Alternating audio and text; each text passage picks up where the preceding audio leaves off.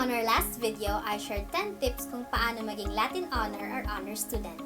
Ngayon, I have frequently asked questions na sasagutin ng mga Latin Honor upang mas ma-inspire kayo na mag-aral ng mabuti.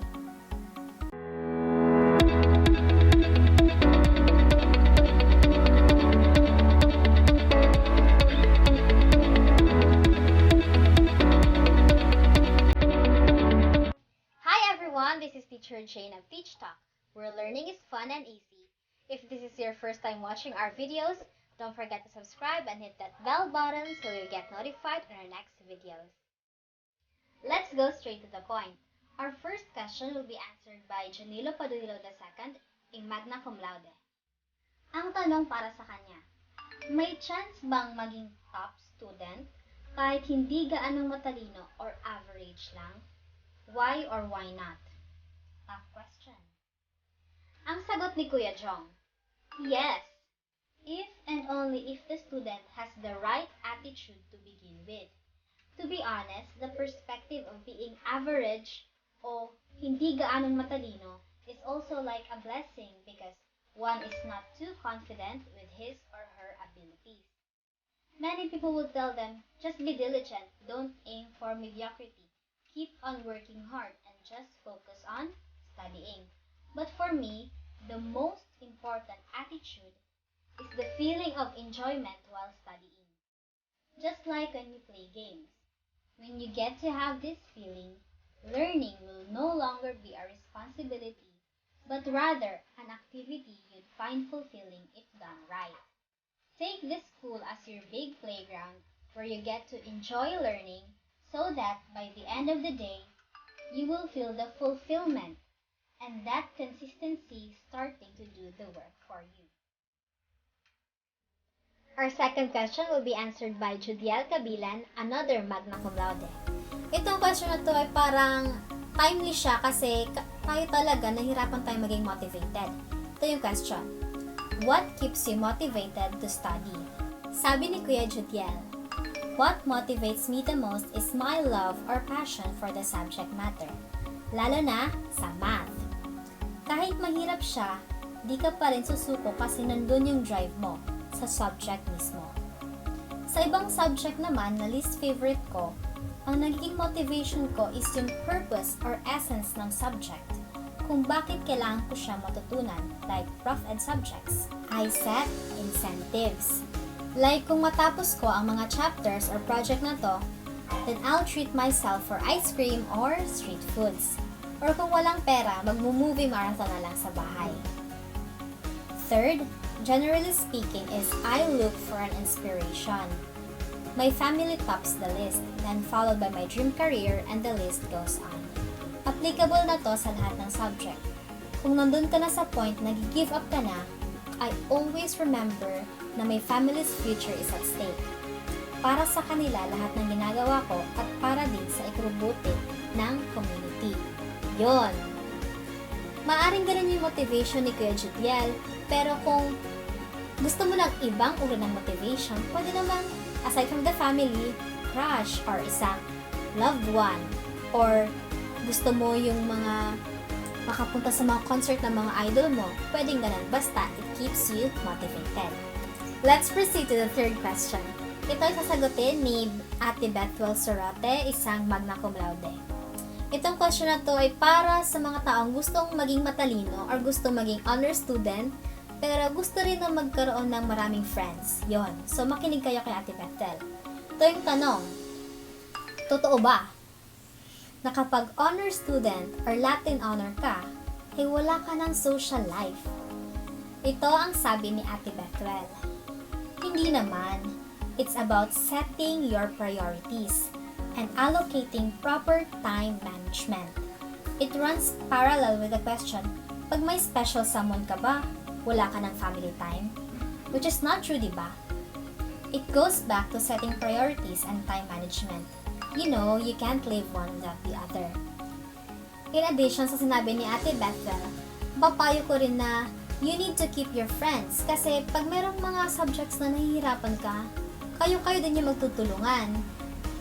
Halimbawa, may kaibigan ka na magaling sa math, o may kaibigan ka na magaling sa English, pwede kayong mag-group study para doon kayo magtutulungan at mag-grow kayo together. Next question, para to sa mga merong terror na teacher or gusto magkaroon ng mataas na grado kahit alam nilang sadyang terror lang talaga ang teacher nila. This question will be answered by Ivans Mayer Bakatan, isang magna cum laude. Ito ang tanong. Paano magkaroon ng mataas na grade sa isang stricto na teacher?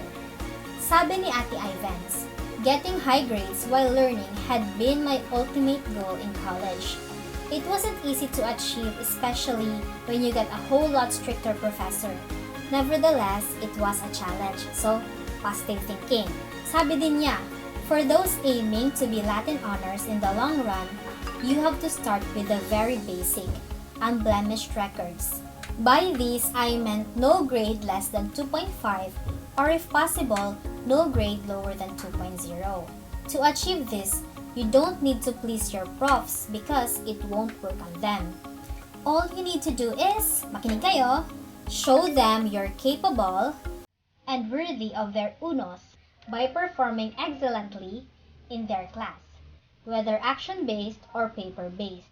Ang point ni Ate Ivans is, be consistent. You have to earn the admiration of your professors and your performance will be your investment. This is the point where at an early age, you are already starting to build a reputation of your own, and at the end of the day, you will see the benefits of it. 4 years in college made me a firm believer of, may quote si Ate Ivans, diligence beats intelligence. Because it is not those big minds, but big hearts that will give you honor. Our next question tackles the essence sa mga ginagawa natin. Bakit ba tayo naghihirap? O bakit ba tayo nag-e-effort para maging isang Latin Honor or Honor student? What are the benefits of being a Latin Honor or Honor student? This will be answered by Junel Galyasa, another magna cum laude. Sabi ni Kuya Junel, first, it will give recognition to your parents. Kasi lahat ng sacrifices mo at sacrifices ng lahat ng taong tumulong sa'yo ay magpipay off. Kahit pa nagsunog ka ng kilay para lang makapag-aral tuwing 3 a.m., pero pag maging honor student ka na or sa college maging Latin honor ka na, lahat ng ito ay magiging worth it kasi walang katumbas yung saya na nafe-feel mo daw pag maabot mo na tong goal na to. He also added na kapag Latin honor ka raw, ay pwede kang maka-avail sa mga discount ng review center pag mag-take ka ng board exam. In his case, nag-enroll siya sa 3 review center.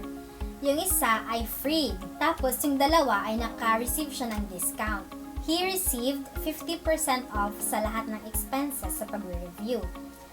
And most importantly, the prime benefit of being a Latin honor is that when you apply for a job, you will have an edge over other applicants.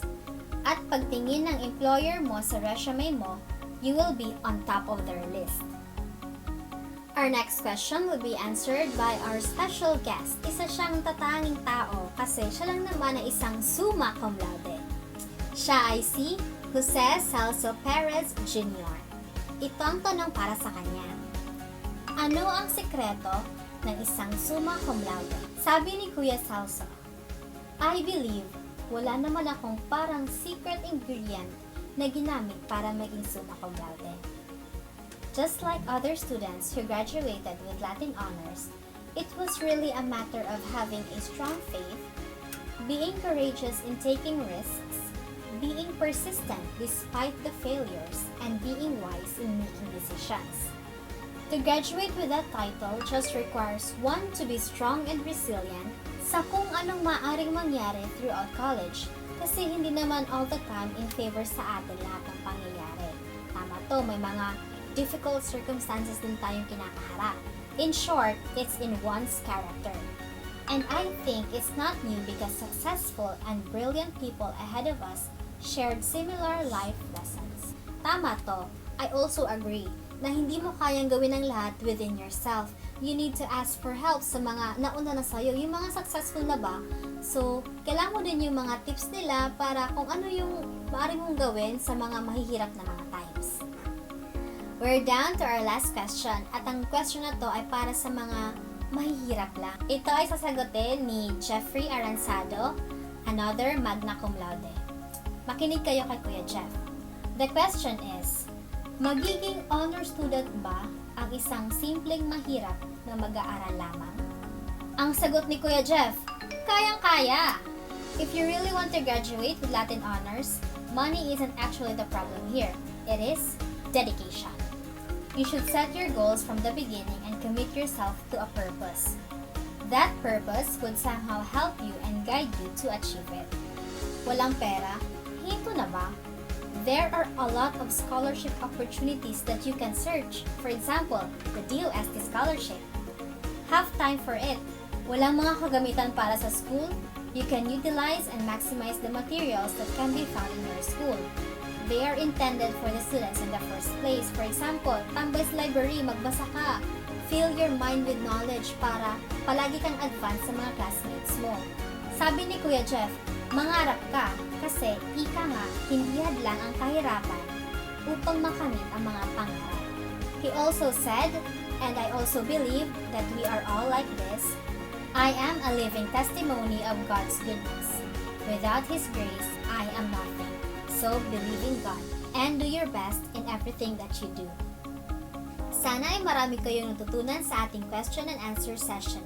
If you have other questions, you can comment down below so that we can answer that during our next videos.